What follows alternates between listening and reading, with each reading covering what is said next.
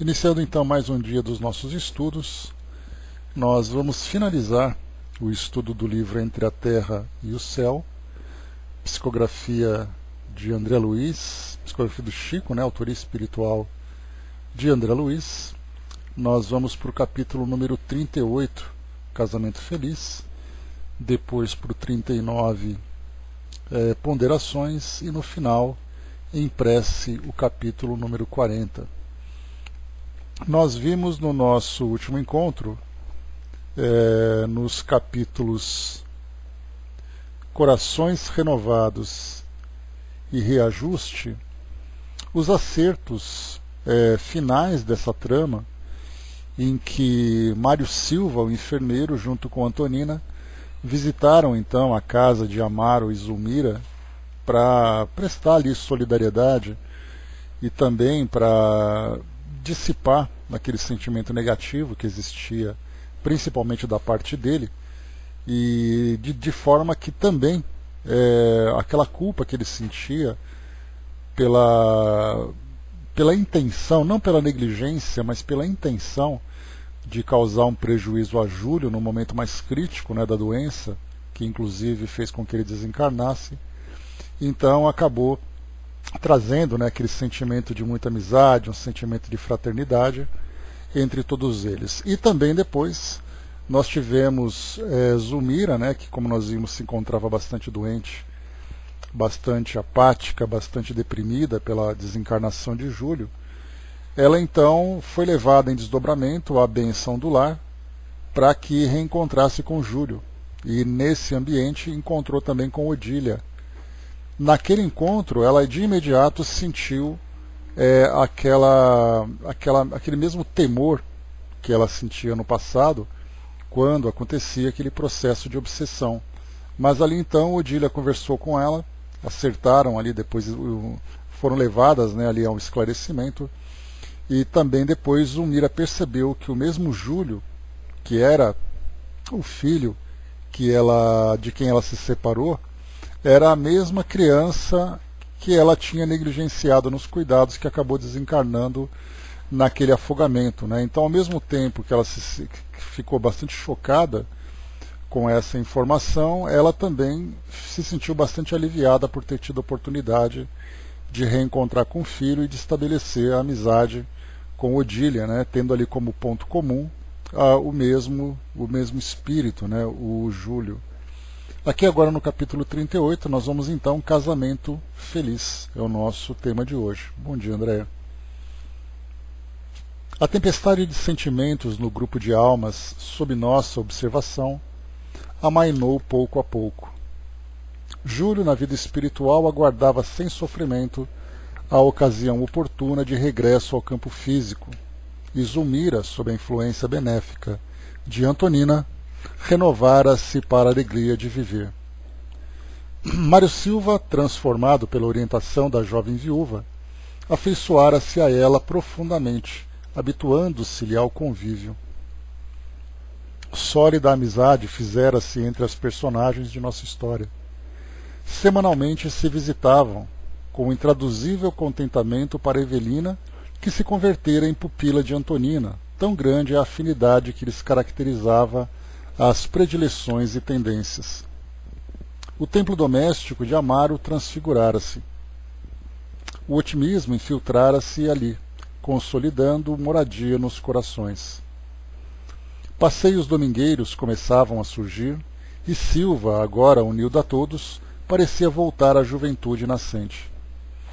A camaradagem social modificara-lhe a afeição. Perdera a taciturnidade em que se mergulha a maioria dos solteirões. Lisbela apegara-se a ele com extremado carinho, e os irmãos Haroldo e Henrique dele fizeram o confidente de todas as realizações infantis. Várias vezes Amaro e a esposa acompanharam com amoroso respeito o culto evangélico na residência de Antonina, retirando-se, edificados e felizes. Aquela moça, viúva e digna, cada vez crescia mais na admiração deles, e dentro de suas limitadas possibilidades, o ferroviário começou a fazer pela educação inicial dos meninos quanto lhe era possível, associando o enfermeiro em todos os seus empreendimentos em semelhante direção.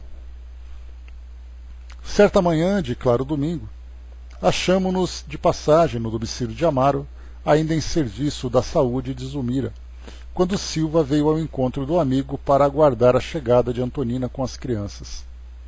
Todo o grupo familiar combinara um almoço ao ar livre, em parque próximo. O ministro, manifestando um olhar de satisfação, comentou: "Graças a Jesus, vemos nosso enfermeiro efetivamente modificado, mais alegre, acessível, bem disposto. Dir-se-ia que uma revolução explodiu dentro dele", asseverei concordando. "O amor é assim", acentuou nosso instrutor imperturbável, "uma força que transforma o destino."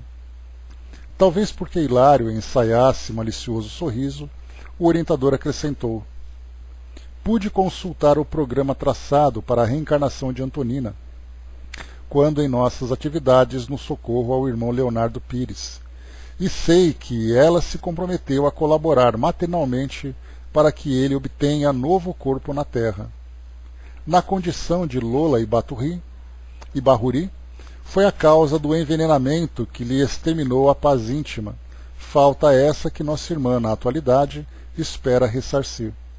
Acariciará, por filho do coração, quem lhe foi outrora companheiro de aventuras, encaminhando-lhe a educação de ordem superior." O apontamento nos comovia. Bom dia. Então aqui nessa história nós lembramos que Antonina, quando ela foi apresentada para nós aqui na nossa história, ela era então a mãe daquele garoto que havia desencarnado, e ela seria então levada em desdobramento para conhecer aquela colônia. Só que ao chegarem na casa dela, encontraram ali um espírito, um senhor já com a aparência de uma idade avançada, mas apático, simplesmente ali com uma presença que causava certo incômodo. E aí então, fazendo ali uma entrevista com ele, irmão Clarencio observou que ele era então foi um soldado na Guerra do Paraguai, e naquela época ele tinha então se envolvido com essa dançarina, com a Lola e Bahuri. Foi uma relação bastante perturbadora, com traições, com ciúmes, com esse envenenamento da alma. E aí então, encarnação seguinte, Leonardo voltou à reencarnação, e aí então, nessa reencarnação, ele teve a sua filha e depois teve a sua neta. Antonina, então, que era essa Lola, reencarnou como sua neta, e ele então ficava na residência dela, percebendo que ela era a única da família por quem ele tinha ali uma certa poderia oferecer ali uma certa influência, ou sentir ali uma afinidade um pouco maior. Então era uma relação perturbadora que eles tiveram. E aqui então nós vimos que esse mesmo Leonardo, que no passado foi ali um companheiro de aventuras, depois veio como seu avô, agora então retornará nesse caso como filho dela, para que ela então possa se reajustar perante as leis divinas e principalmente perante ele, a quem ele mesmo, nesse caso, se julgava como sendo ali um ofendido, uma vítima das ações dela no passado. Admirado, Hilário obtemperou: "Silva, desse modo..." Clarencio, contudo, interrompeu-lhe a frase, completando: "Silva e Leonardo enlaçaram-se em complicadas dívidas um para com o outro. Desde muito tempo cultivam o espinheiro da aversão recíproca. Induzidos agora às teias da consanguinidade, esperamos se reeduquem. Da lei ninguém foge."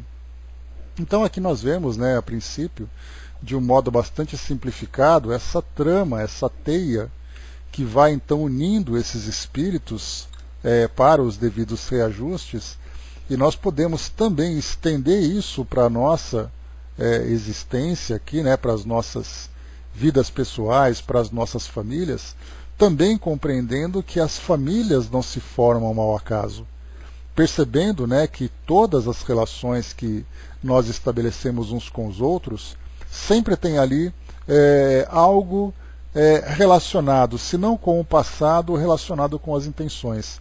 Lembrando que muitas relações são novas também. Muitas vezes nós temos ali pessoas que nos procuram pedindo esclarecimento, dizendo: olha, eu estou namorando tal pessoa e eu queria saber se ele tem alguma relação com o passado comigo. E na verdade nós lembramos que sim, muitas relações possuem esse vínculo com o passado, mas também nós temos muitas relações novas, que começam a partir das intenções, a partir das ideias, das afinidades que nós estabelecemos nas nossas relações atuais. Então eu posso conhecer uma pessoa que nunca teve contato comigo, estabelecermos ali, né, uma sintonia, uma afinidade de ideias e desejarmos ali começar uma nova relação.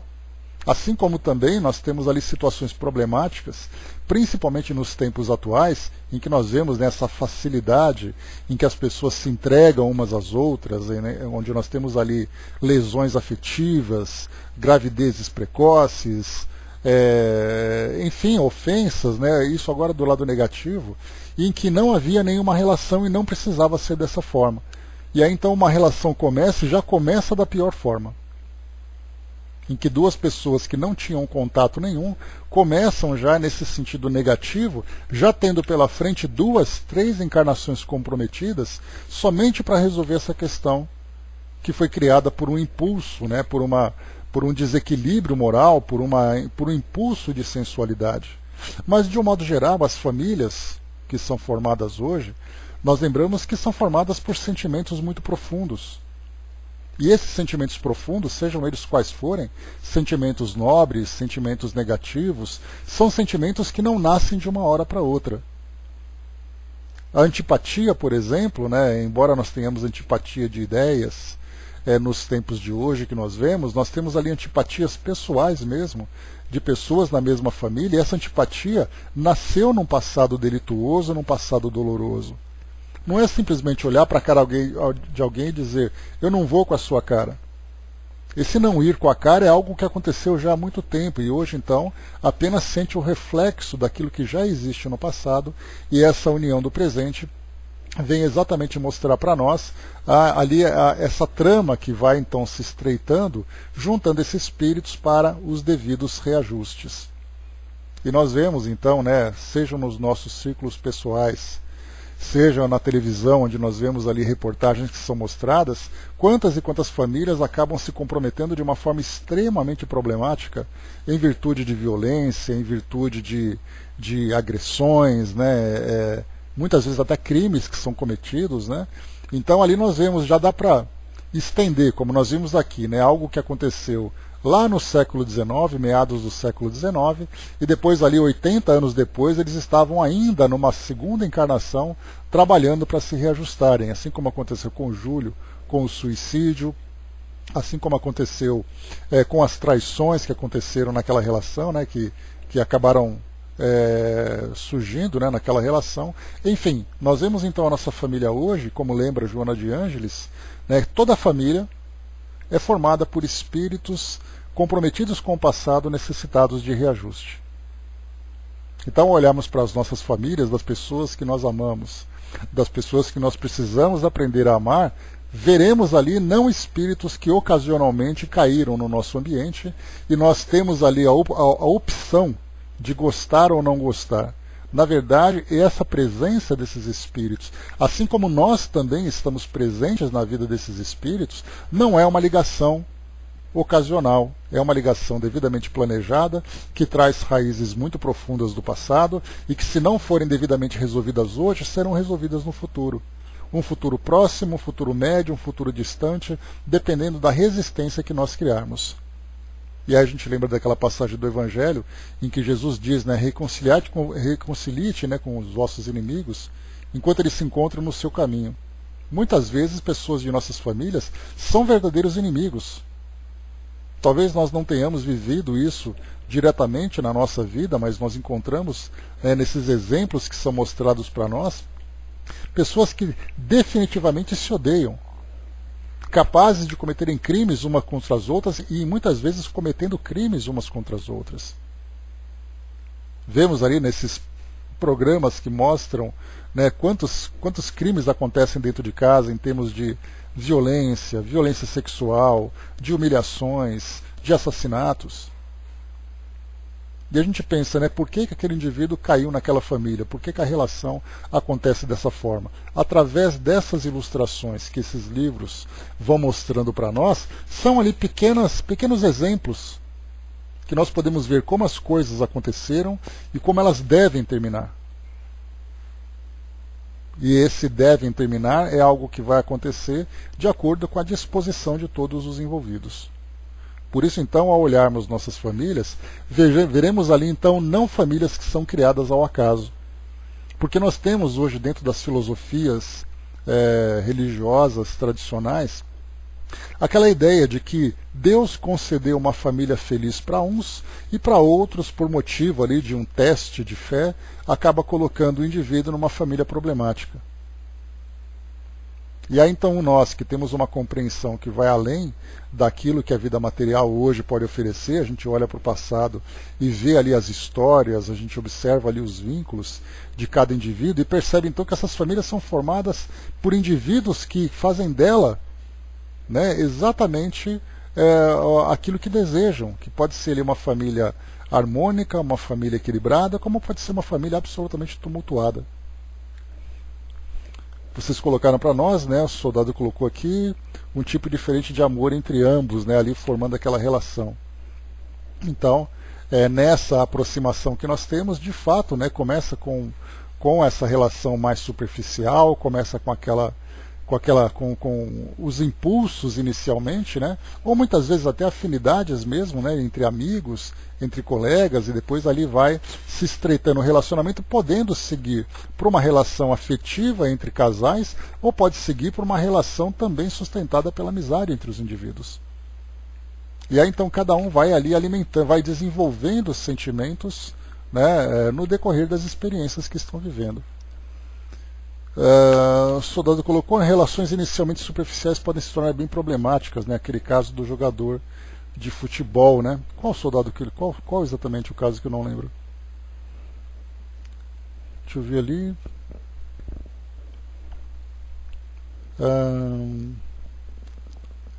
Só um instantinho.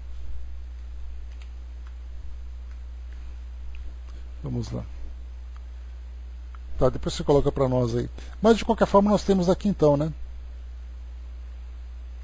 Aquele caso lá do Paraná, né? Que teve ali do jogador de futebol lá que... Isso. Tá, então isso mesmo. Então nós vemos, né? Pelo fato de terem ainda uma visão bastante limitada da realidade da vida, da imortalidade do espírito, dos compromissos que cada um tem, nós vemos então indivíduos vivendo de um modo impulsivo, de um modo completamente equivocado e irresponsável, só que perante a lei de causa e efeito, a única coisa que será observada é a maturidade do espírito, que pode ser ali mais madura ou menos madura, mas independente disso, a lei vai se cumprir. Né? Então, todos viverão ali experiências necessárias para o seu desenvolvimento. E continua para nós, vamos lá. Só um instantinho. Então, aqui seguindo no nosso livro, vamos lá.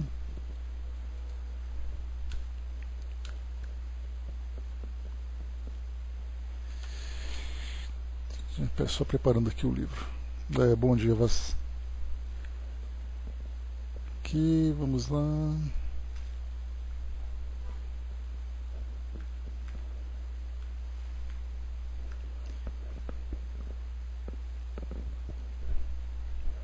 Não me lembro, soldado. Mas de qualquer forma está aí, né? Essa e tantas outras ilustrações que nós encontramos. Então continua para nós aqui o texto. Então, da lei, ninguém foge. Aqui ele falando para nós, então, dessa ligação agora, dessa nova conexão entre Silvia e Leonardo, juntamente com Antonina. Como se a mente do ferroviário nos sorvesse a conversação, ligando-se a nós pelos fios invisíveis do pensamento, vimos Amaro bater de leve nos ombros do companheiro, dizendo-lhe conselheiral: escuta, Mário, não me assisto direito de qualquer interferência na tua vida. Entretanto, sentindo-te por meu irmão, venho refletindo acerca do futuro. Não te parece que Antonina seja a mulher digna do teu ideal de homem de bem? O interpelado corou encabulando-se, e porque nada respondesse, o amigo prosseguiu. Desde o teu ingresso à nossa amizade, observo com respeito crescente a distinção dessa mulher, cuja aproximação tem sido uma bênção em nossa casa. Moça ainda, pode fazer a felicidade de um lar que seria um santuário para as tuas experiências. Comove-me a notar-lhe os sacrifícios de mãe jovem, quando, com a tua aliança, preservaria a própria saúde, indiscutivelmente tão preciosa a tanta gente. Já me inteirei da posição dela na fábrica em que trabalha. É querida de todos. Para muitas colegas, tem sido a enfermeira e a irmã abnegada de sempre. Seus chefes veneram-lhe a conduta irrepreensível. Isso é admirável numa viúva de apenas 32 anos. Além disso, reparo-lhe os filhinhos unidos ao teu coração, como se te pertencessem. Não te dói vê-la enfrentar sozinha a batalha em que se consome? O enfermeiro, algo refeito da estupefação, que lhe assomara o íntimo, replicou humilde. Compreendo. Compreendo. Tenho examinado essa possibilidade. No entanto, não sou mais uma criança. Por isso mesmo, revidou o amigo encorajado, a hora presente exige método, reconforto, proteção. O pouso doméstico é investimento dos mais preciosos para o futuro. No entanto, considero que o coração de meu peito assemelha-se a um pássaro entorpecido. Sinto-me francamente incapaz de uma paixão. Que tolice, ajuntou o interlocutor bem-humorado. A felicidade é quase impraticável nas afeições impulsivas que estouram do sentimento à maneira de champanha ilusória. E, sorrindo, acentuou. O amor dos namorados, com 90 graus à sombra, por vezes é simples fogo de palha, deixando apenas cinza. À medida que se alonga a experiência no tempo, reconheço que o matrimônio, acima de tudo, é união de alma com alma. Falo com discernimento do homem que se consorciou por 2 vezes. A paixão, meu caro, é responsável por todas as casas de bonecas que oferecem por aí espetáculos dos mais tristes. A amizade pura é a verdadeira garantia da aventura conjugal. Sem os alicerces da compaixão fraterna e do respeito mútuo, o casamento cedo se transforma em pesada algema de forçados do cárcere social. Mário ouvia as reflexões do companheiro, entre elevado e surpreso.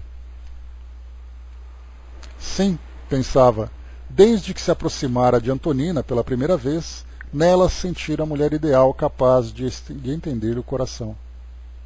Devotara-se a ela e aos 3 pequeninos com imenso carinho e inexcedível confiança. Aquele lar generoso e singelo incorporava-se-lhe à existência.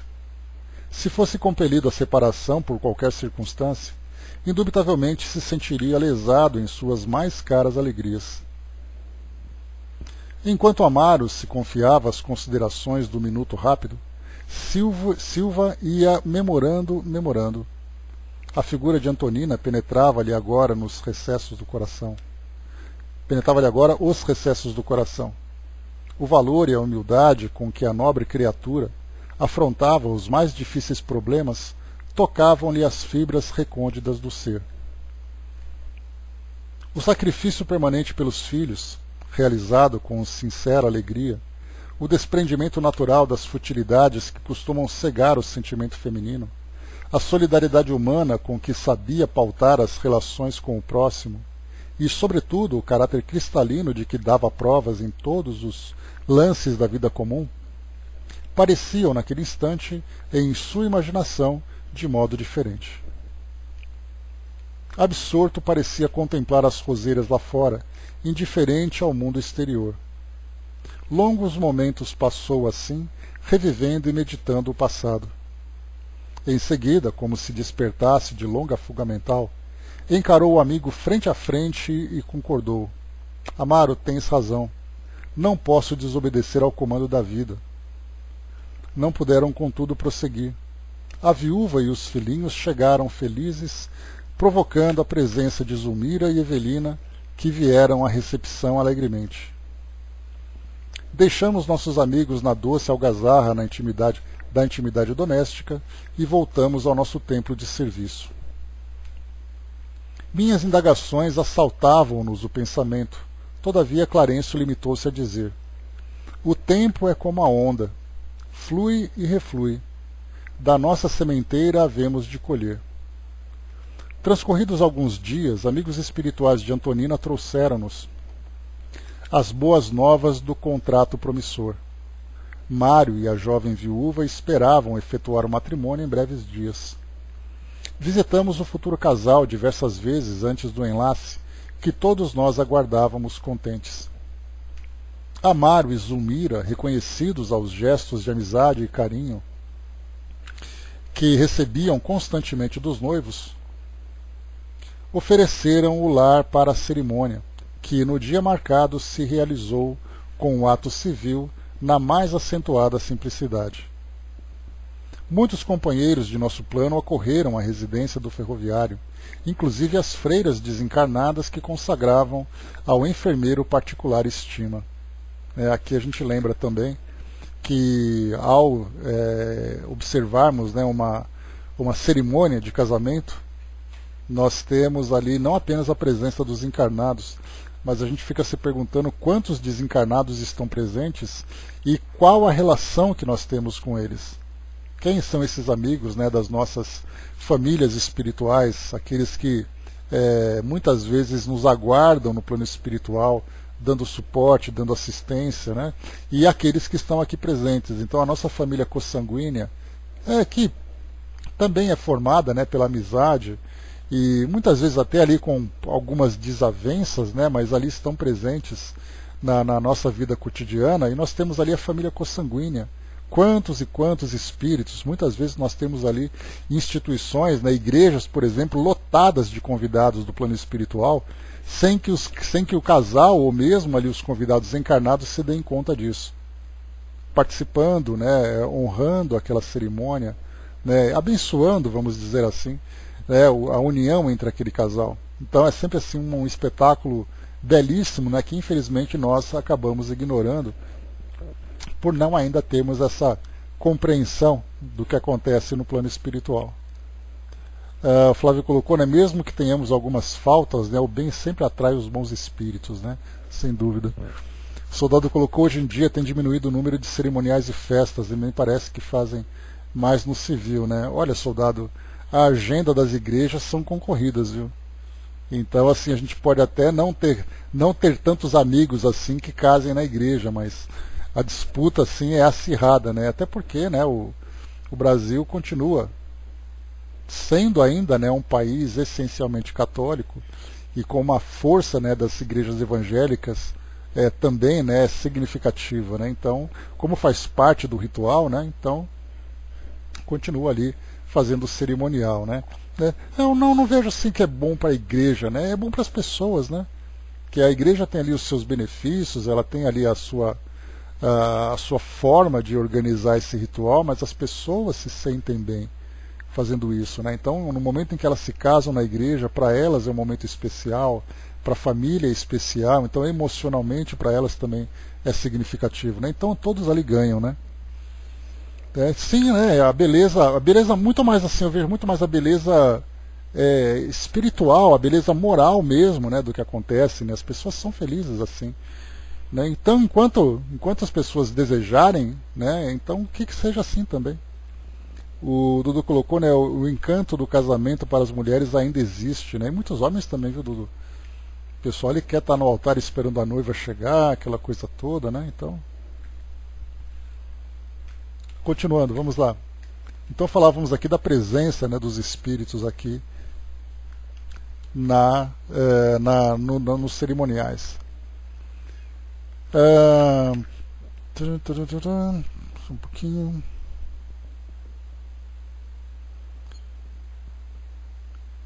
Tá. A casa de Zulmira, enfeitada de rosas, regurgitava de gente amiga. A felicidade transparecia de todos os semblantes. À noite, na casinha singela de Antonina, reuniram-se quase todos os convidados novamente. os recém-chegados queriam orar em companhia dos laços afetivos, agradecendo ao Senhor a ventura daquele dia inovidável. O telheiro humilde jazia repleto de entidades afetuosas e iluminadas, inspirando entusiasmo, esperança, júbilo e paz. Quem pudesse ver o pequeno lar em toda a sua expressão de espiritualidade superior, afirmaria estar contemplando um risonho pombal de alegria e de luz. Na salinha estreita e lotada, um velho tio da noiva levantou-se e dispôs à oração. Clarencio abeirou-se dele e afagou-lhe a cabeça, que os anos haviam encanecido, e seus engelhados lábios, no abençoado calor da inspiração com que o nosso orientador lhe envolvia a alma, pronunciaram comovente rogativa a Jesus, suplicando-lhe que os auxiliasse a todos na obediência aos seus divinos desígnios. Lágrimas serenas velavam-nos o olhar. Terminada a prece, Haroldo, Henrique e Lisbela, vestidos de branco, distribuíam licores e guloseimas. Emocionados, acercamo-nos dos nubentes para as despedidas. Abraçando-os, vimos juntos deles que Evelina, no fulgor de sua primavera juvenil, aceitava a proteção carinhosa de um rapaz que a fitava enamorado. O ministro sorriu e explicou-nos. Esse é Lucas, irmão de Antonina, atualmente futuro gráfico na capital paulista, cuja bela formação espiritual associar-se-á em breve com a primogênita de Amaro para a execução das tarefas que a esperam no mundo.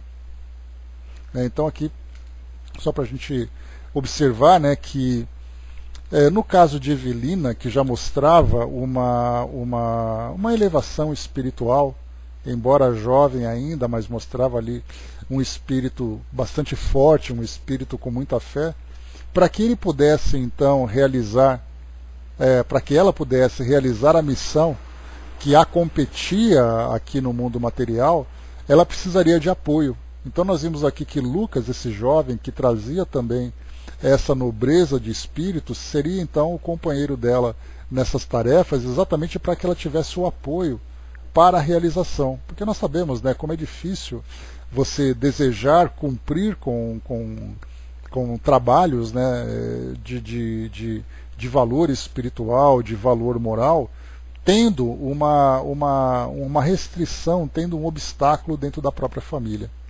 Quantas vezes nós encontramos ali aquele companheiro, aquela companheira, os filhos, que muitas vezes entravam esse trabalho, entravam o nosso desenvolvimento por não concordarem, por professarem outra crença, cada um tendo ali os seus próprios valores. E aí então, quando nós temos um espírito que vem comprometido com uma missão elevada, desde naturalmente que ele tenha o seu passado já resolvido, o seu passado já desenrolado, Então ele vem naquele processo, como nós vimos, estudando a lei de igualdade que nós temos falado, que tem espíritos então que são mais adiantados e espíritos mais atrasados. Esses espíritos adiantados então que vêm com esse compromisso podem vir acompanhados de espíritos amigos que vão dar esse apoio, que vão dar esse suporte. Nós vimos, por exemplo, uma situação bastante complicada no caso, por exemplo, do Chico Xavier. Conhecendo a biografia dele, nós lembramos que a mãe desencarnando, quando ele era uma criança ainda, teve aquela madrasta, teve um pai materialista, teve ali uma família indiferente ao compromisso que ele tinha, e olha o trabalho que ele realizou. Imagina se ele tivesse reencarnado numa família que desse a ele todo o apoio que ele precisava para fazer o que ele fez. Então, sem o apoio, ele fez aquilo que ele precisava. Mas ele encontrou, nós lembramos sempre, embora na família consanguínea ele não tivesse esse apoio, ele teve na família espiritual, reencarnando em núcleos diferentes, mas que se aproximaram dele para dar o aporte que ele precisava. Tá? Até já, Angelina. Então, para dar esse suporte que ele precisava. Então nós vemos assim, que nesse caso nós vemos ali uma família se construindo dentro dessa harmonia, dentro dessa estrutura mais organizada, dessa estrutura mais equilibrada, para que os dois possam então se desenvolver. Deixa eu ver aqui. O Flávio coloca, o frio na barriga é legal, me lembra até hoje, passados 35 anos, legal, a Sandra colocou também, né, é uma cerimônia bonita, não resta dúvida, assim, né? Então, acho que tudo que é feito, né, com amor, tudo que é feito com verdadeira emoção, então nós temos aqueles que vão oferecer a estrutura, né, como uma festa de aniversário. Você contrata um buffet e você, então, tendo o buffet competente, com os recursos ali, monta uma bela de uma festa para que todos possam se divertir, né? Então a cerimônia ela tem dois aspectos. Tem o aspecto material, que é toda a beleza, todo o aparato que é oferecido, e tem ali a beleza espiritual, onde nós temos ali a alegria presente, a sinceridade, o amor prevalecendo entre todos, né? Então, aí depois, né, o que a vida vai oferecer para cada um é exatamente aquilo que cada um vai construir, né, a partir dos valores que tem, a partir das intenções que tem também, né? Então nós temos ali aqueles belíssimos casamentos com pompas e circunstâncias que são organizadas, mas infelizmente, né, com sentimentos superficiais, com interesses ainda muito materiais. E ao mesmo tempo nós temos ali bons casamentos com boas estruturas e ao mesmo tempo também casamentos bastante humildes, bastante singelos, onde existe um sentimento verdadeiro, onde de fato ali se constrói, né, o alicerce de um grande edifício que vai sendo construído. Avançando, vamos lá. Então falávamos aqui de Lucas, né? Cortando-nos a possibilidade de excessivas inquirições, o instrutor acrescentou: tudo é amor no caminho. Aprendamos a usá-lo na glorificação do bem, com o nosso próprio trabalho, e tudo será bênção. Então essa frase é bastante simples, que ela diz para nós assim que tudo que nós fazemos com boa vontade, tudo que nós fazemos com amor, todo o trabalho bem feito, tudo vem como consequência. Tudo será bênção, né? Porque nós estamos fazendo a nossa parte dentro dos nossos esforços, né? O resto vem como consequência. Muitas vezes se espera a felicidade sem fazer por merecê-la. Agora, aquele que faz ali o seu dever, o resto vem como merecimento. Retiramo-nos satisfeitos. E porque o dever nos convocar à distância, seguimos à frente, tentando assimilar com o nosso abnegado orientador a preciosa conjugação do verbo servir. Seguindo aqui para o nosso capítulo 39, ponderações. Então, teve ali a cerimônia, todo mundo ali se desenvolvendo, a vida evoluindo. E aí então, decorrido um mês sobre os esposais de Silva, certa noite, por solicitação de Odila, fomos em busca de Zulmira e Antonina para uma reunião íntima no lar da bênção. Lembrando que tanto Zulmira, que tinha ali a relação com o lar da bênção por causa de Júlio, Odila da mesma forma, e também Antonina, cujo filho também se encontrava naquela mesma instituição, então as três ali se reuniam para novas demandas, né? Ambas alegres revelavam-se enlevadas fora do corpo denso. Enlaçadas e felizes, contemplavam a terra e o céu, tocadas de sublime esperança. Reduzida a assembleia de amigos, aguardava-nos no domicílio de Blandina, em meio a de cativantes manifestações de carinho e apreço. Dentre todas as afeições presentes, sobrelevava-se Irmã Clara, que viera igualmente ter conosco. Vocês se lembram, né? A Irmã Clara é aquele espírito, né, com um bom grau, com alto grau de elevação, e que tratava, né, com Odila principalmente, quando ela era uma obsessora, falando daquele sentimento maternal, sensibilizando, né, não apenas com aquelas palavras sábias que ela oferecia, mas também com as vibrações que ela envolvia, então, Odila, até que ela se deu conta do que fazia, né, já que ela atacando Zulmira indiretamente, ela também atacava a Evelina, que era ali a enteada, né, sob os cuidados dela, e aí então ela modificou radicalmente a sua postura, tornando-se então não mais uma obsessora, mas uma guardiã, uma protetora do lar a partir da influência e das orientações de Irmã Clara. Então ela viera ter conosco igualmente.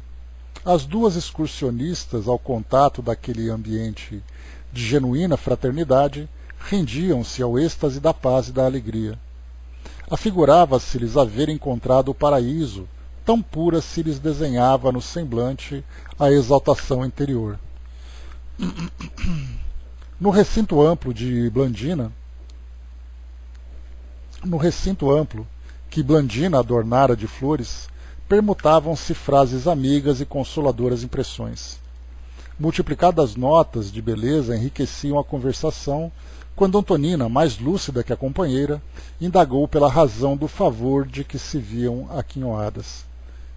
O reconhecimento transbordava-lhes o coração à maneira do perfume a evadir-se do frasco. Clara afagou-a de leve e explicou maternalmente. Filhas, em nossa romagem da vida atravessamos épocas de sementeira e fases de colheita. Na missão da mulher até agora vocês receberam do templo os choques e enigmas plantados à distância. Com a humildade e a fé, com o bom ânimo e o valor moral, venceram árduos conflitos que lhes fustigavam as melhores aspirações. Foram dias obscuros do pretérito refletidos no presente. Contudo, agora, acerenou-se-lhes a estrada. A paciência a que se devotaram evitou a formação de nuvens da revolta, e o céu se fez de novo claro e alentador.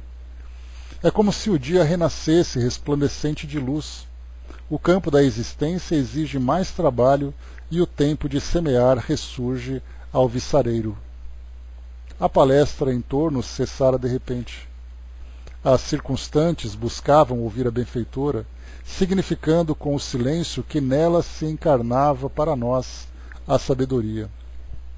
Aqui nessa colocação, a gente viu que o que a irmã Clara apresenta é que no passado elas tiveram experiências difíceis, dias obscuros, mas depois da harmonização e da resolução, o futuro já se mostrava muito mais leve, se mostrava agora muito mais claro. Então não tinha mais aquelas nuvens da revolta, pelo contrário, o céu se fez de novo claro e alentador, como diz aqui o texto. Então isso mostra como vale a pena o sacrifício do presente para que o futuro se abra para nós dessa mesma forma. E ela continua. Depois de ligeiro intervalo, nossa amiga continuou.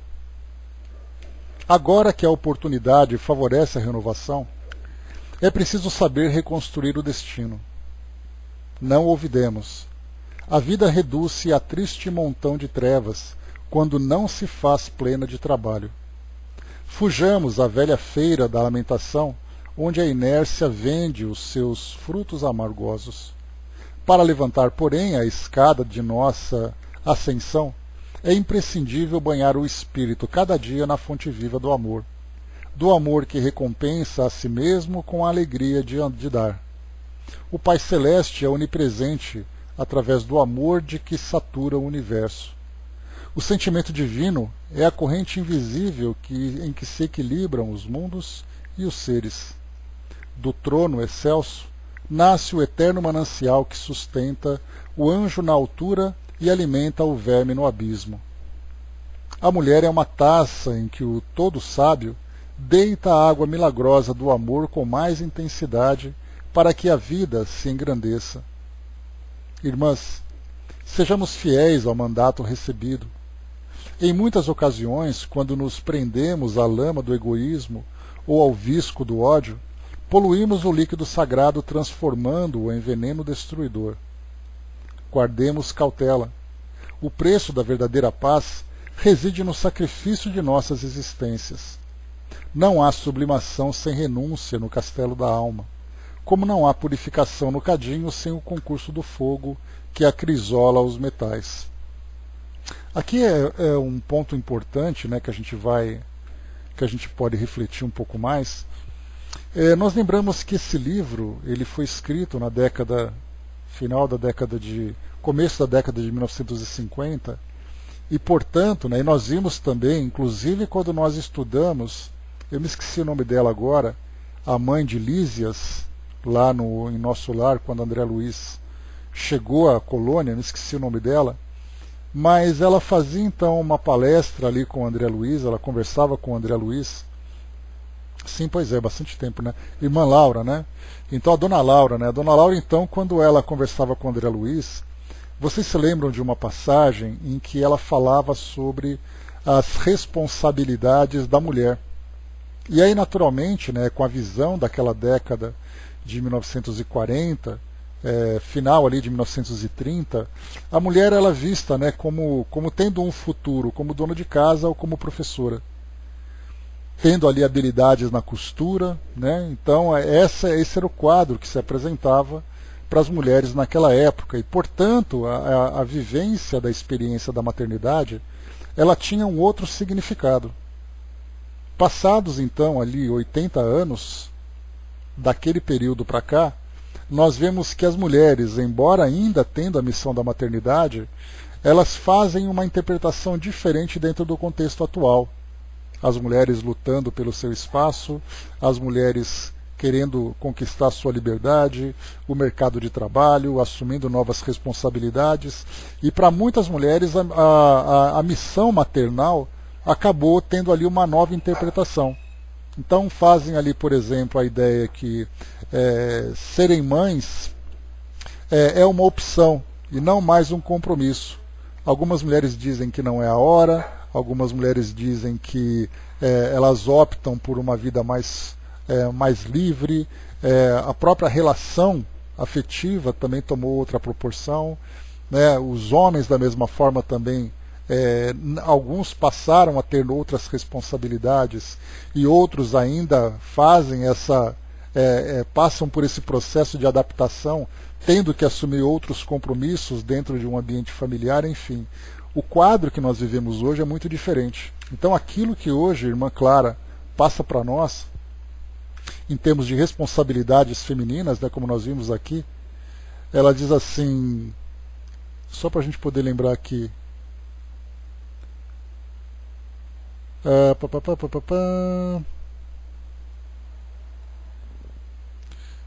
a mulher é uma taça em que o todo sábio deita a água milagrosa do amor com mais intensidade, para que a vida se engrandeça. Sejamos fiéis ao mandato recebido. Então essa ideia da maternidade como mandato, hoje ele vem tendo uma interpretação bastante diferente. E nós estamos nos adaptando a essa mudança, tentando, ao mesmo tempo, viver conforme a nossa época atual, e, por outro lado, tentando nos ajustarmos a essas responsabilidades, né, que muitas vezes a gente acaba negligenciando, porque a gente diz assim, os tempos de hoje são outros. Mas a missão continua a mesma. De que modo que a gente vai, então, viver esse missionato, né, aqui falando especificamente da mulher, que é o caso que a gente vem abordando, como a mulher então vai continuar cumprindo esse missionato, ao mesmo tempo querendo viver essa liberdade que hoje, né, o mundo proporciona.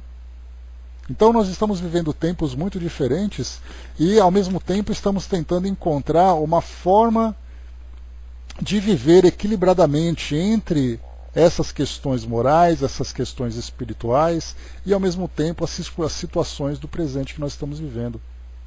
Então são liberdades, são mudanças que nós vamos então optando, que nós vamos escolhendo, que como nós não temos um modelo para seguir, um modelo anterior, já que tudo aquilo que foi vivido no passado em termos de vida em sociedade, na vida de relações, as mulheres em especial tinham ali uma posição diferenciada no passado, nós não temos nenhum exemplo no passado para que a gente possa observar se aquilo que a gente faz hoje é certo ou é errado.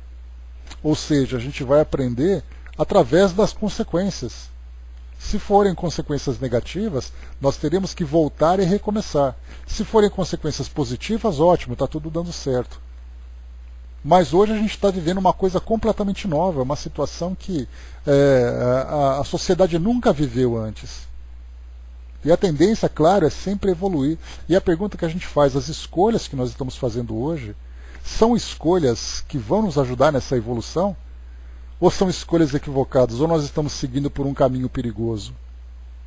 Então tudo isso faz parte desses enigmas que nós estamos vivendo nos tempos atuais. A gente tem, por exemplo, né, enquanto fala que as mulheres, né, são as taças do Todo-Poderoso e que tem essa missão, nós temos mulheres que lutam pelo direito ao aborto. Nós temos mulheres que não querem mais se relacionar porque acham que elas devem desfrutar a vida delas do modo como elas acham mais conveniente. Como conciliar essa orientação que chega do plano espiritual com o nosso modo de vida atual? Será que isso é produtivo? Será que isso trará consequências negativas? Só o tempo vai poder nos dizer. Uma coisa certa, né? A gente tem a referência do Evangelho para vivermos nossas vidas, né? Mas agora como aplicar tudo isso vai ser para nós algo muito diferente. Lá em cima, deixa eu ver, o soldado colocou, né? Se mudou em parte o perfil, mães solteiras, mães que estudam, trabalham fora, crise econômica, exatamente, né, o soldado. É essa mudança de perfil que a gente começa a ver hoje. Como a gente vai viver tudo isso? Como adaptar tudo isso?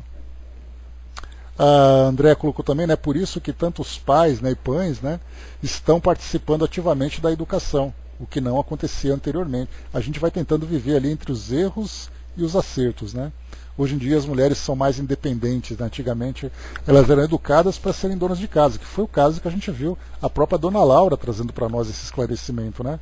Dizendo assim que a mulher devia ali se aceitar aquela posição, devia trabalhar, a preocupação que ela tinha era cuidar do lar. Nós, né, que temos ali um tempo mais de experiência de vida, a gente lembra como era a nossa infância, como eram as vidas de nossas mães, de nossos pais. Aquela história do pai era o provedor e a mãe era a cuidadora, a educadora, a psicóloga e tudo mais. Hoje não. Hoje a tendência é mudar cada vez mais.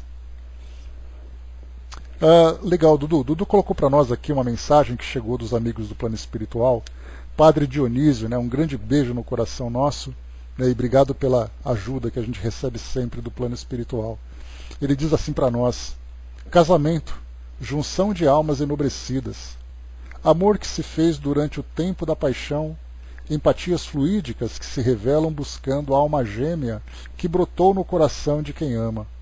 Amor que vem de repente, que surge do nada, amor que cura, amor de um sol nascente.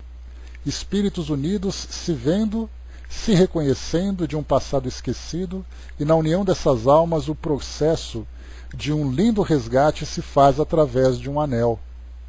Vidas que se juntam, famílias que se formam, almas afins que se reconhecem através dos tempos pretéritos.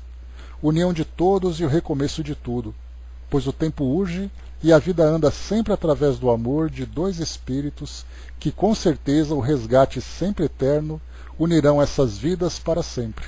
Né? Então aqui uma contribuição linda para nós, né? Padre Dionísio, espírito amigo, nos acompanhando aqui no nosso trabalho, trazendo, né, essa importante mensagem sobre essa relação que se estabelece aqui na nossa história e que repercute também aqui para nós na nossa vida, né, na nossa vida cotidiana. Né? Dudu, posta para nós, por gentileza, aqui na área de texto para o pessoal. Beleza, obrigado. Né, o Flávio colocou, né, minha mãe sempre trabalhou, era professora. Né? Pois é, cumprindo ali, né, Flávio? Trabalhava, mas era a profissão que era possível para uma mulher, né? Ou enfermeira, ou era professora, né? Hoje não, hoje nós temos administradoras, nós temos médicas, nós temos ali tantas e tantas profissões, né, que durante muito tempo foi vetada para as mulheres, né? Mas hoje aí estão conquistando seus espaços. Então está ali a mensagem. Continuando, pessoal, vamos lá.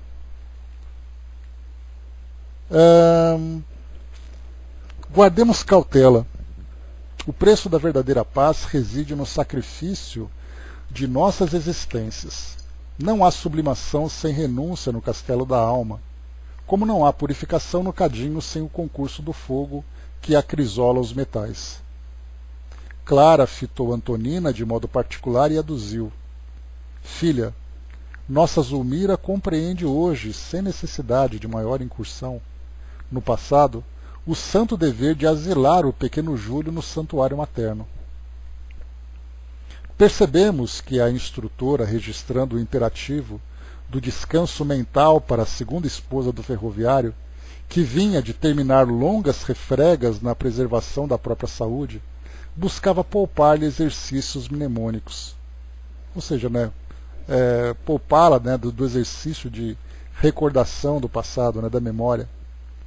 Nossa amiga, prosseguiu, indicando Zulmira com o olhar, está consciente de que a maternidade a espera de novo, em tempo breve. E você?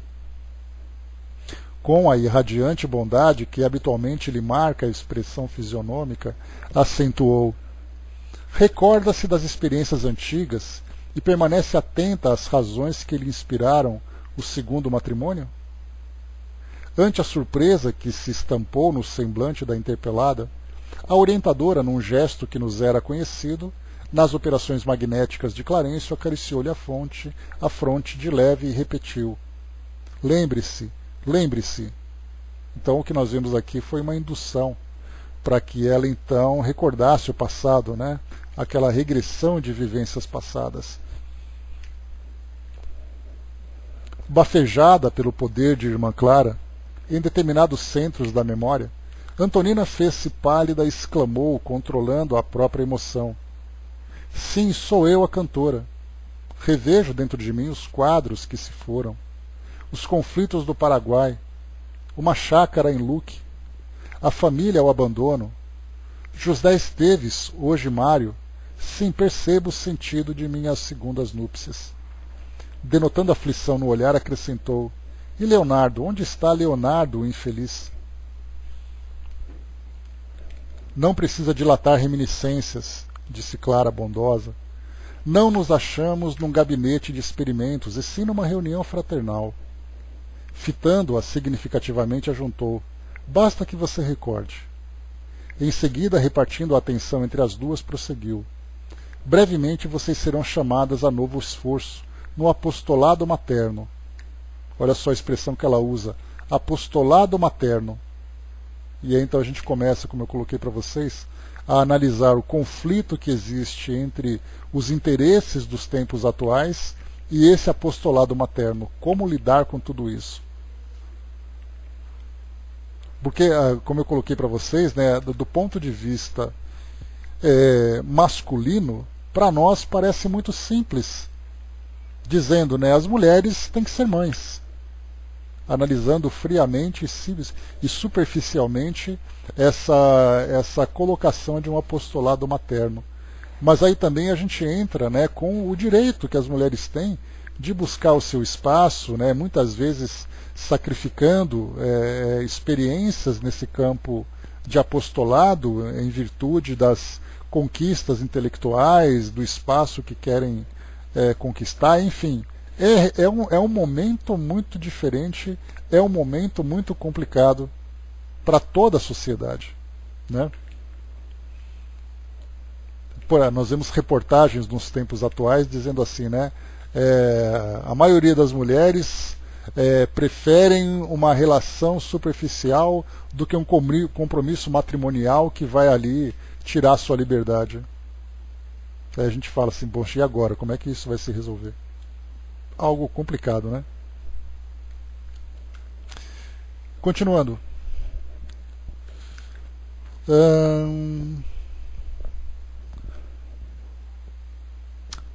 Em seguida, repartindo a atenção entre as duas, prosseguiu: brevemente vocês serão chamadas a novo esforço no apostolado materno. Zulmira recolherá o nosso Júlio na concha do coração, e você, Antonina, restituirá a Leonardo Pires, seu avô e associado de destino, o tesouro do corpo terrestre. No santuário doméstico, as afeições transviadas se recompõem a fim de que possamos demandar o futuro ao clarão da felicidade. Filhas, ninguém avança sem saldar as próprias contas do passado. Paguemos, desse modo, os débitos que nos aprisionam aos círculos inferiores da vida, aproveitando o tempo de detenção no resgate em maior aprimoramento de nós mesmas. Amemos aperfeiçoando-nos. Identifiquemos no lar humano o caminho de nossa regeneração. A família consanguínea na Terra é um microcosmo de obrigações salvadoras em que nos habilitamos para o serviço à família maior que se constitui da humanidade inteira. O parente necessitado de tolerância e carinho representa o ponto difícil que nos cabe vencer, valendo-nos dele para melhorar-nos em humildade e compreensão. Um pai incompreensivo, um esposo áspero ou um filho de condução inquietante simbolizam linhas de conduta benéfica em que podemos exercitar a paciência, a doçura e o devotamento até o sacrifício. Especialmente no tocante aos filhos, não nos esqueçamos de que pertencem a Deus e à vida, acima de tudo. Na esfera carnal, a providência divina nos sela a memória no favor do renascimento. Ou seja, no mundo físico, a nossa memória fica ali apagada, adormecida, corretamente falando, em favor do renascimento, envolvendo-nos com o sopro renovador de abençoada esperança. Por isso mesmo, não nos cabe olvidar que os filhos são sempre laços preciosos da existência, requisitando-nos equilíbrio e discernimento em todas as decisões. Para desobrigar-nos da grande tarefa que a maternidade nos impõe, é imprescindível entender-lhes o psiquismo diferente do nosso, a exigir muitas vezes um tipo de felicidade que não se harmoniza com o nosso modo de ser. Saibamos assim prepará-los sem egoísmo para o destino que lhes compete. O carinho escravizante assemelha-se a um mel envenenado, enredando-nos na sombra. Conservemos nosso espírito arejado pela justiça para que a nossa afetividade seja uma bênção, com possibilidade de educar os que nos cercam na escola do trabalho salutar. Então já fala aqui não apenas o compromisso de maternidade, mas também o compromisso educador. Então vem ali o grande desafio. E é curioso, quando a gente observa os tempos atuais, a facilidade com que as relações acontecem e simplesmente se desmancham. Então existe ali um grau de tolerância muito pequeno, então qualquer tipo de desavença é o suficiente para que um casal se separe. E aí então quando a gente estuda um texto como esse e fala sobre a família como sendo ali um sagrado santuário de união de almas que precisam se desenvolver, como nós veremos então a constituição de uma família em tantos lares desestruturados? Casais que se separam, filhos que ficam ali separados dos seus pais, das suas mães. Como lidar com esses tempos atuais que trazem para nós tantas facilidades e ao mesmo tempo tantos agravantes para os compromissos que nós estamos vivendo? É realmente um desafio para todos nós. Na pausa que surgiu espontânea, Zulmira indagou com simplicidade: abnegada benfeitora, como agir para solucionar os problemas com segurança? Vocês superaram dias alarmantes de crise espiritual, informou a orientadora prestimosa, e conquistaram o ensejo de reestruturação do próprio destino. Agora, repitamos, é tempo de semear. Valorizemos a oportunidade de reaproximação.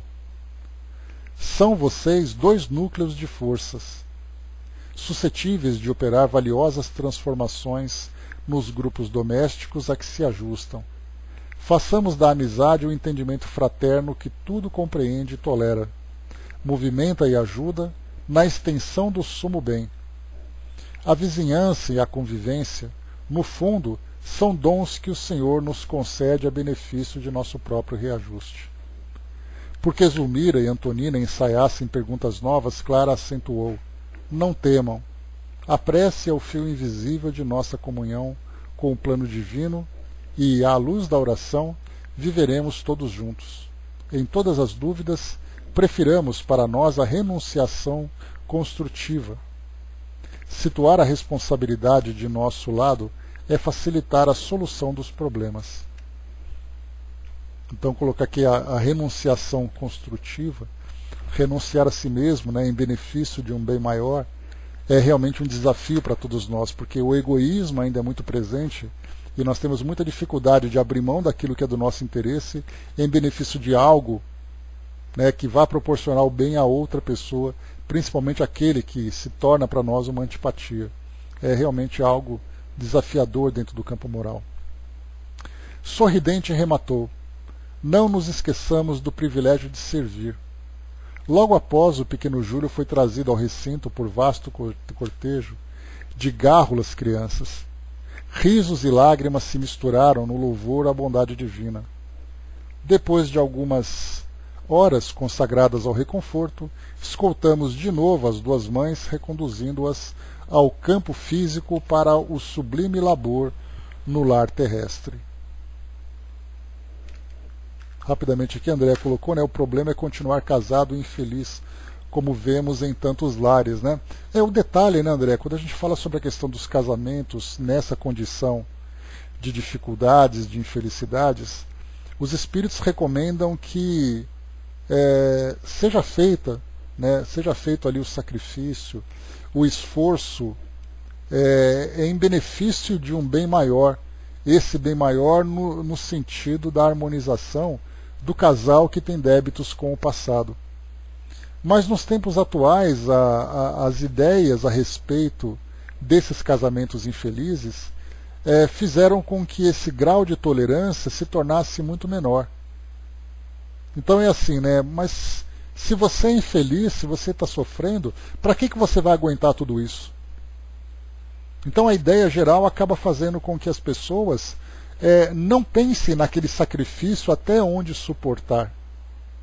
A partir do momento em que percebe que as coisas não estão bem, a opção da separação, do rompimento da relação, por ambas as partes, tanto pelo homem como pela mulher, pelo casal de um modo geral, né, independente do gênero, mas quando percebe que as coisas não estão bem dentro daquilo que esperavam, sem se preocuparem com um compromisso muito mais profundo, um compromisso maior, optam pela separação, pela dissolução.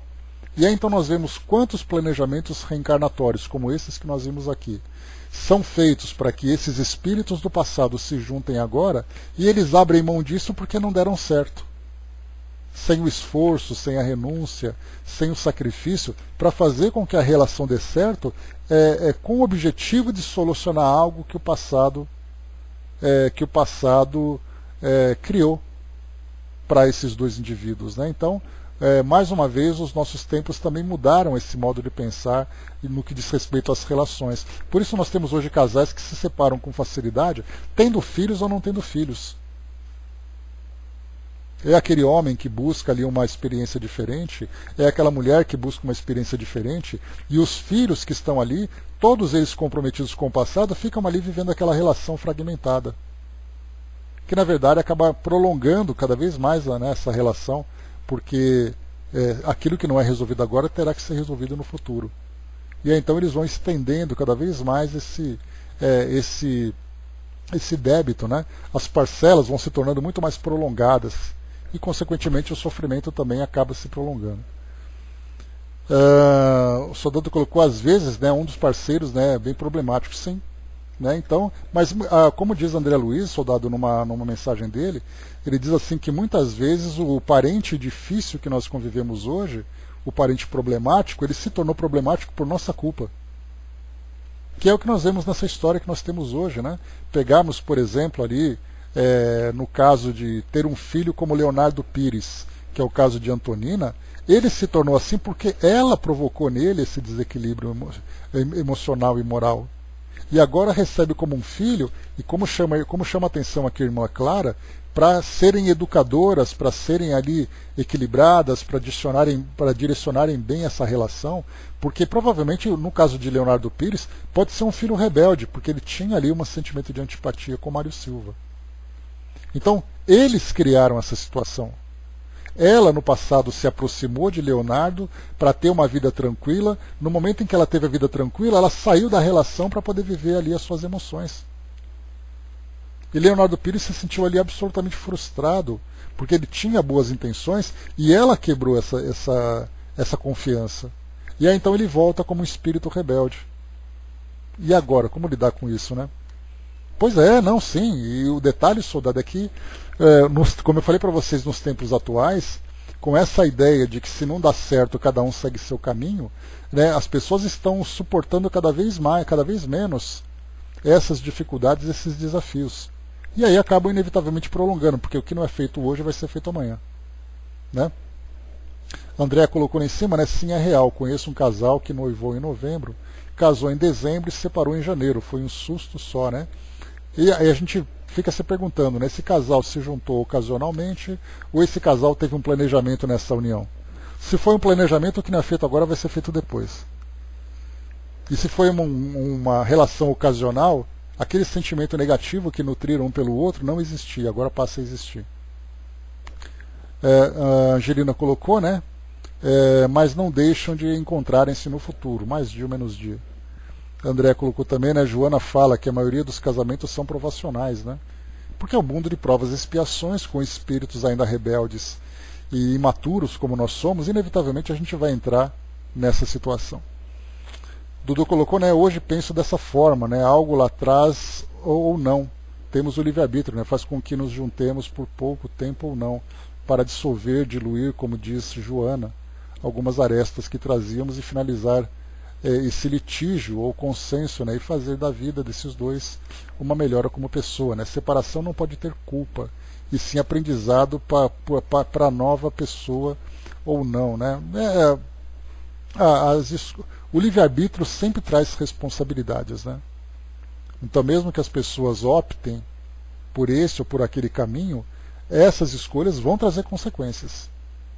Então, na verdade, o que você vai escolher, né? E a forma como você faz a sua escolha. Que muitas vezes existe ali aquele consenso, aquela tranquilidade, que aquilo que não pode ser feito hoje vai ser feito amanhã. Agora o problema é quando a relação se torna problemática e esse problema continua se estendendo e muitas vezes até se agravando. Vamos lá, né? O soldado colocou, né? Já ouvi falar de casamentos nos quais o parceiro mudou após o enlace matrimonial, virou outra pessoa, né? Tantas e tantas histórias nesse sentido. Vamos aqui então rapidamente para a gente finalizar aqui. Deixa eu só ver quanto o tamanho desse capítulo. 3 páginas apenas, pessoal, rapidinho para a gente poder finalizar, porque aqui é o encerramento agora. Em prece. 1 ano depois do casamento de Antonina, dirigimos-nos todos juntos à residência do ferroviário, na qual tantas vezes nos reuníramos entre a prece e a expectação. A vida marchara como sempre. Júlio e Leonardo haviam renascido em paz, quase que ao mesmo tempo, trazendo ao mundo elevados programas de serviço. Recém-chegados à terra, sorriam ingenuamente para nós, conchegados ao colo materno. A criança percebendo a presença dos espíritos, né? Legal. E o bacana é que ambos, né, traziam elevados programas de serviço, né? Então todo indivíduo que reencarna com elevados programas de serviço e compromete esse programa pela negligência, pela rebeldia, depois vai ter ele compromisso doloroso, né, fugindo daquilo que estava programado. Amaro e Zulmira, Silva e Antonina, cônscios das obrigações que haviam assumido, prosseguiam juntos, entrelaçados na mesma compreensão fraternal. O singelo domicílio mostrava-se magnificamente florido, superlotado de amigos sorridentes. Lucas e Evelina celebravam os esposais. Nos 2 planos, entre encarnados e desencarnados, tudo era esperança, alegria, paz e amor. Os noivos fitavam-se venturosos e Odila, na função de sacerdotisa do lar, ia e vinha pondo e dispondo na direção do acontecimento. Entardecia quando o juiz, com a felicidade de todos, lido o contrato de matrimônio, pronunciou o clássico "Declaro-vos casados em nome da lei". Oscularam-se os nudentes com inexcedível afeto e vimos espantados que Odila, em muda oração, se transfigurava, coroando-se de luz. Desvelou os olhos que se nos afiguraram mais lúcidos e contemplou a filha embevecidamente. Obedecendo, porém, a secreto impulso, ao invés de caminhar na direção de Evelina, dirigiu-se para Zulmira, enlaçando-a em lágrimas. Havia naquele gesto tanto carinho natural e tanto reconhecimento espontâneo que imensa emotividade nos tomou de assalto. Transfundiam-se ali 2 corações maternos na mesma vibração de paz, aurida na vitória interior pelo dever bem cumprido. Envolta na faixa de ternura em que se via mergulhada, a segunda esposa de Amaro começou a chorar, possuída de inexprimível contentamento, como se inarticulada melodia do céu lhe invadisse por inteiro o coração. Ali mesmo, homem tocado de fé viva, o dono da casa rogou a Antonina pronunciasse o agradecimento a Jesus. A esposa de Silva não vacilou. Cerrando as pálpebras, parecia procurar-nos em espírito, qual antena vibrátil atraindo a onda sonora. Clarencio abeirou-se dela e, tocando-lhe a fronte com a destra, entrou em meditação. Suavemente impulsionada pelo ministro, nossa amiga orou com sentida inflexão de voz. Amado Jesus, abençoa a nossa hora festiva que te oferecemos em sinal de carinho e gratidão. Ajuda os nossos companheiros que hoje se consorciam, convertendo-lhes a esperança em doce realidade. Ensina-nos, Senhor, a receber no lar a cartilha de luz que nos deste no mundo, generosa escola de nossos corações para a vida imortal. Faze-nos compreender no campo em que lutamos a rica sementeira de renovação e fraternidade em que a todos nos cabe aprender e servir. Que possamos, enfim, ser mais irmãos uns dos outros no cultivo da paz pelo esforço do bem. Tu que consagraste a aventura doméstica nas bodas de Caná, transforma a água viva de nossos sentimentos em dons inefáveis de trabalho e alegria. Reflete o teu amor na simplicidade de nossa existência, como o sol se retrata no fio d'água humilde. Guia-nos, Mestre, para o teu coração que anelamos eterno e soberano sobre os nossos destinos, e que a tua bondade comande a nossa vida e o nosso voto ardente, agora e para sempre. Assim seja. Calara-se Antonina, doce exaltação emotiva pairava em todos os semblantes. Odila, sensibilizada, a reunir Amaro e Zulmira nos braços, quais se lhe fossem filhos do coração. Fitei a esposa de Silva, de quem o ministro se afastara, e lembrei a noite em que lhe visitei o domicílio pela primeira vez. Nunca me esqueci da excursão em que fomos designados para acompanhá-la em visitação ao filhinho, quando ignorávamos totalmente a importância de sua participação no drama que iríamos viver. Dirigi-me ao instrutor e indaguei se ele, Clarencio, conhecia a posição de nossa amiga ao tempo de nosso primeiro contato. Sim, sim, respondeu gentil, mas não lhes dei a conhecer antecipadamente a significação dela no romance vivo que estamos acompanhando, porque todos nós, meu amigo, precisamos reconhecer que o trabalho é a nossa lição. Moramos a mente no serviço que nos compete e adquiriremos a chave de todos os enigmas. Então aqui a mensagem importante que é colocada pelo ministro, dizendo para nós que se nós trabalhamos muitas vezes com um conhecimento antecipado do objetivo, nós trabalhamos com uma certa tendência. Mas se nós trabalhamos às cegas pelo simples prazer de trabalhar, pela simples vontade de trabalhar, o trabalho sai equilibrado em todas as áreas que nós atuamos.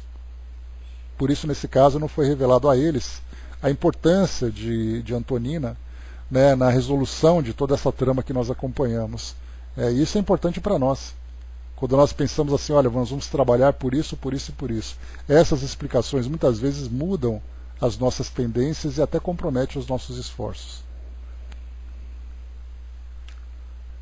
O apontamento era dos mais expressivos, mas não pude delongar a conversação, de vez que irmã Clara, agora abraçada a Odila, convidava-nos ao regresso. Entre adeuses cariciosos, Lucas e Evelina haviam tomado o alto que os conduziria a experiências novas na capital bandeirante. A festa alcançara ao fim. Ao lado de nosso orientador, perguntei reverente: nossa história terminará assim, com um casamento risonho à moda de um filme bem acabado? Clarencio estampou o sorriso de sua velha sabedoria e falou: não, André, a história não acabou. O que passou foi a crise que nos ofereceu motivo a tantas lições.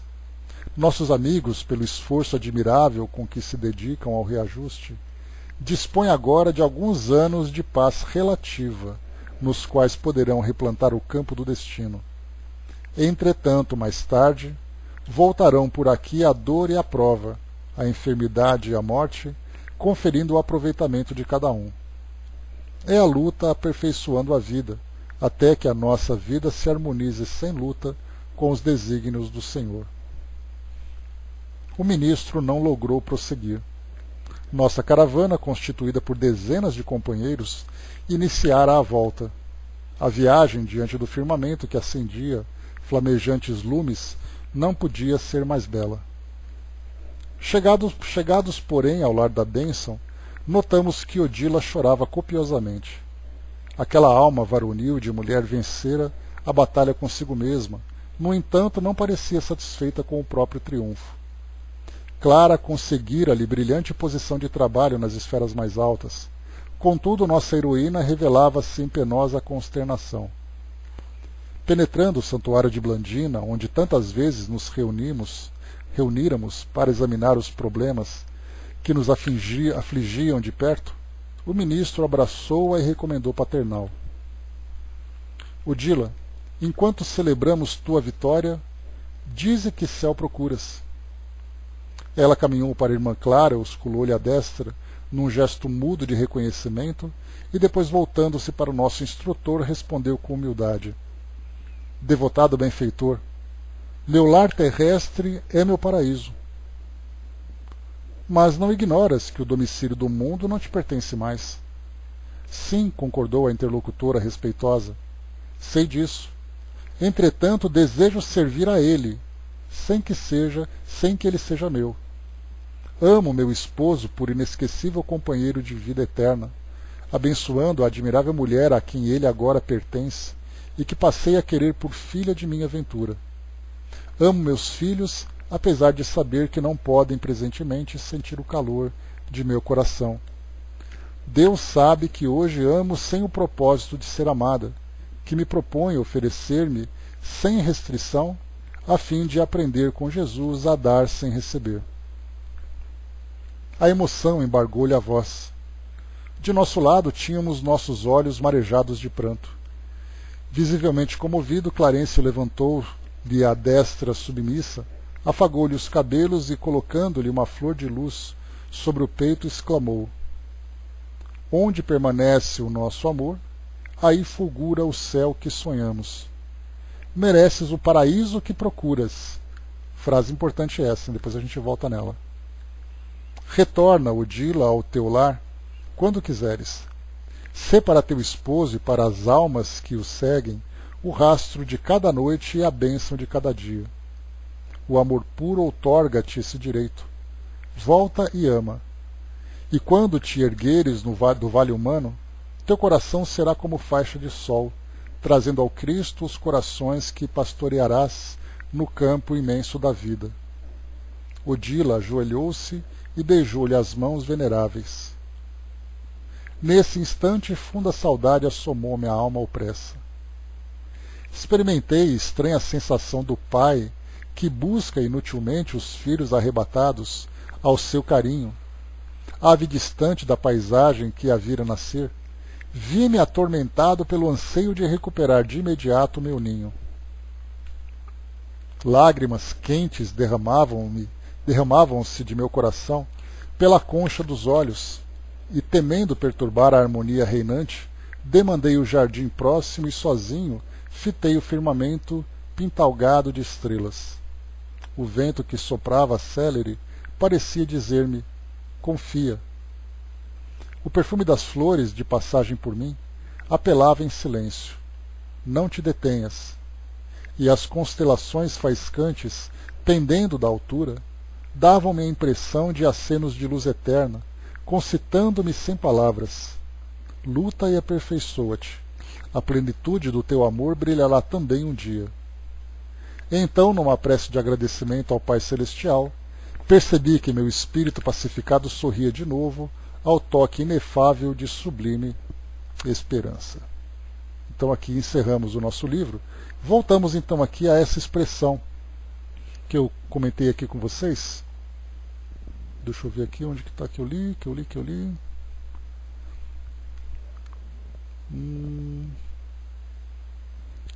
Espera lá. onde permanece o nosso amor, aí fulgura o céu que sonhamos. Então essa frase ela é bastante significativa, porque, como nós vimos aqui, um espírito que alcançou uma condição de trabalhar junto às esferas mais elevadas, e ela optou em ficar junto da família. Ou seja, né, como um espírito protetor, como um espírito familiar, um espírito amigo, velando por aquele grupo, pelo amor, né, que ela devotava a cada um deles ali presente. A mesma coisa acontece conosco. Então esse céu que nós sonhamos, esse paraíso, eu cheguei até a comentar com vocês, né, num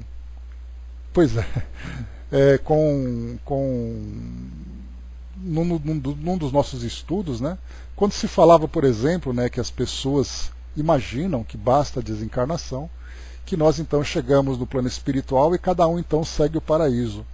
Só que nesse caso nós temos aqui uma situação de harmonia, de amor, de paz, mas nós temos muitas mães que desencarnam sofrendo, né, a separação, sofrendo por deixar os filhos desprotegidos, né? Nós temos ali pessoas, né, que desencarnam e deixam suas famílias, e essa separação se torna para eles um verdadeiro tormento. E mesmo que eles tenham condições de alcançar os planos mais elevados, eles não são capazes de se desvincularem das suas famílias. Por isso então, né, o nosso coração está, como diz aqui o nosso texto de novo, onde permanece o nosso amor, aí fulgura o céu que sonhamos. E isso mostra, né, como é colocado para nós aqui pela doutrina, né, que o espírito continua vivo e ativo no plano espiritual, ligado às suas afeições, aos seus afetos. Então, importante ensinamento para nós, que não basta apenas o espírito estar no plano espiritual. E aqui por pouco André Luiz não se desequilibra. Porque enquanto o Dila teve por merecimento estar junto à sua família pelo amor que ela devotava, André Luiz se encontrava separado, né, da sua família. Provavelmente ele fazia ali visitas esporádicas, né, para ver como é que estavam ali suas crianças, né? Mas aqui não é relatado no livro para nós, porque não tem relevância, mas aqui nós vimos nesse final, ele sentindo aquela pequena angústia, aquele pequeno desequilíbrio, pensando na família que ele perdeu. E aí então vem para nós que a dor da separação não é para aqueles que ficaram apenas, né, porque geralmente a gente pensa, né, que a perda de um ente querido traz para nós muitos sofrimentos. E para aqueles que partiram? Qual a intensidade da dor que eles sentem? Então nós vemos ali que todos nós continuamos muito ligados uns aos outros, mesmo que seja à distância. O Flávio colocou, né, tudo para construir o paraíso no futuro, né, sem dúvida. E André colocou, né, porque ele disse, o domicílio do mundo não te pertence mais.